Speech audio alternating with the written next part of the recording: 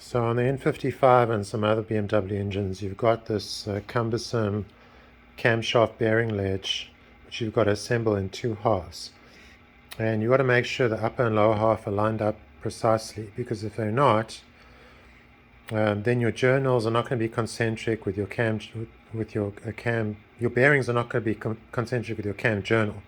And even if they're off by 1/1000th of an inch, this is a difference in the oil gap between the upper and lower halves as they're not aligned. So there's a special tool you're supposed to use for this, but it's quite expensive and there's an easy way to make your own. So what you do is you buy these very cheap clamps from, I'm not sure where I got this, it could have been Lowe's, Home Depot, Harbor Freight, or a Northern Tool, but they all sell these sort of clamps. There's a small clamp for about $4, I think.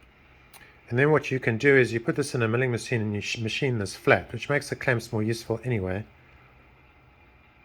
So once you machined it flat, then you get a set of these. These are some cheap Chinese gauge blocks. And you put a gauge block in this side, and then you put the flat of the other side over there, and then you can line these up absolutely perfectly. Now another trick is, how do you push this down when you've got pressure on your on the cab from the valve lifter? So when this is in the top position, when you've got the QR code up, there is actually only one set of valves that is depressed, and that's the number 2 cylinder. And that will be this one here. And then what you do is you tighten up this and this 180 degrees, or half a turn each time, alternating between them until this is gradually squished down. And as you are gradually squishing it down, you'll notice these two springs compress.